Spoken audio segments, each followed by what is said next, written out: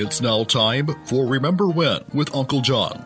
John Guess, Ouachita County's resident storyteller and local historian. Sit back now and enjoy a walk down memory lane as John recalls the days of yesteryear in his own unique way. You never know, some of it might even be true. So here's Uncle John, along with his trusty sidekick, Kelly Blair. Back on Remember When with Uncle John. Well, we have done it. We have reached Wrestling Wednesday, one of my favorite days of the week. So if you know if it's Wednesday hump day, we're going to talk about some wrestling here on the Remember When with Uncle John show. What you think, Johnny? Well, you know, if there was a Mount Rushmore to wrestling, Yep. Everybody has their arguments about who'd be on there. But last week we lost one of them that I would definitely put on there. Oh, I think you got to break it down by decades personally. There's way too many great ones for you to say, oh, this is the top 4 or 5 all time. But for the 70s, I know who you're talking about. Eldridge Wayne Coleman.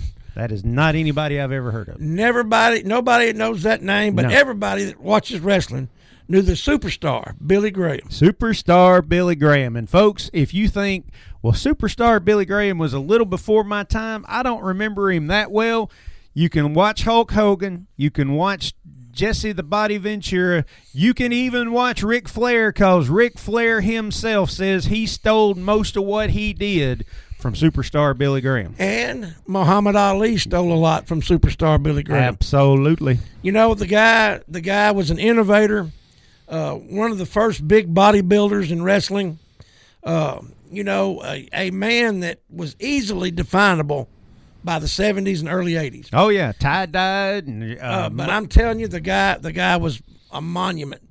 He was a floor bouncer at a bar, and Dr. Jerry Graham, another man who was an innovator in the the late 50s and 60s, frequented the bar, and he said, you ought to try wrestling. And the guy, Billy Graham, Jerry Graham is a story all with himself, but right. But Billy Graham became a fictional, he's Eldridge Wayne Coleman. He'd played professional football, been a bodybuilder, he's a little bit of everything. Tremendous physique. He went up to Stampede Wrestling and stayed with Stu Hart for a while, learned the ropes, came back and became a fictional Graham brother. He was heavily into the religion. He was a very religious person at the time, and he wanted to take a ring name. So he took Billy Graham, the evangelist name, but he wanted something to go with that. Little pizzazz. So he was the original superstar. Yep. He's the reason that the WWE now calls their wrestlers superstars. Yep. But he became a fictional Graham brother and toured the country. Now, Jerry Graham was not anybody you could stay with very long, but he became, a territorial innovator, I mean, he went from territory to territory with his big arms and his tie-dye and feather boas and big glasses and became an instant hit. And wherever he went, he drew money, big money. Big time down in Florida. Big time in Florida. And in the, the late 70s, in 1976, 77, Bruno Sammartino was on his second run and was tired, was ready to give it up. And he personally selected Billy Graham to take his belt.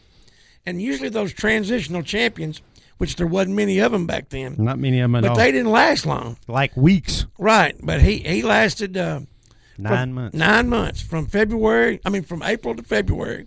And when they did have him then turn around and drop the belt. So the interesting thing about it is Billy Graham is playing the heel, the bad guy, beats the hero, Bruno Sammartino, but Billy Graham was so exciting, so exuberant, so over the top, so entertaining. Everybody started cheering for him. And he begged Vince Sr. to turn him into a good guy. Yep. And feud with Ivan Koloff and Stan Hansen and those, Ernie Ladd. And they had promised Bob Backlund the belt, so he wouldn't do it. But they missed that's the biggest mistake, and people list that.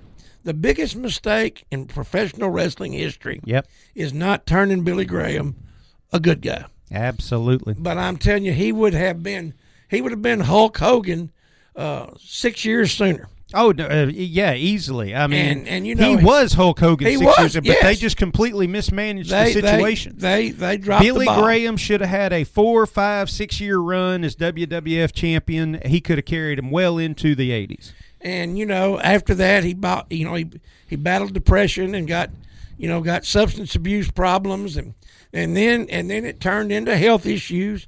His hip, deteriorated from years of steroid abuse, and he completely got away from the superstar persona. Later on, he was doing karate, kung fu, stuff. All that, and he never. It just, unfortunately, it went bad from there. But at the time, right there in the late 70s, there was nobody bigger, there was nobody hotter.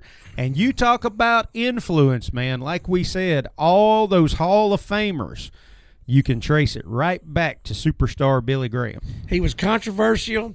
He made a lot of statements that didn't sit well with the wrestling community. He had his problems, but let me tell you, if you don't know anything about wrestling, look up superstar Billy Graham, and that's all you need to know. And look up his interviews, because the man could rap the rap. Again, Dusty Rhodes, Ric Flair, all patterned themselves after Billy Graham saying that he was the reflection of perfection, the #1 selection. The man of the hour, the man with the power, too sweet to be sour. Lift barbell plates, eat T-bone steaks. I'm sweeter than German chocolate cake. How much more can you take? Man, I'm telling you, it just goes on and on. Absolutely. Hey, this is going to wrap up Remember When with Uncle John for today, but there's a whole lot more Billy Graham, superstar Billy Graham, for you to check out there. Watch his matches on YouTube, watch his interviews on YouTube, and rest in peace, superstar. Absolutely. There's a lot of imitators. I don't know that there will ever be another originator. There'll never be another superstar Billy Graham from Paradise Valley, Arizona. All right, we'll see you tomorrow, John. See you tomorrow, Kelly.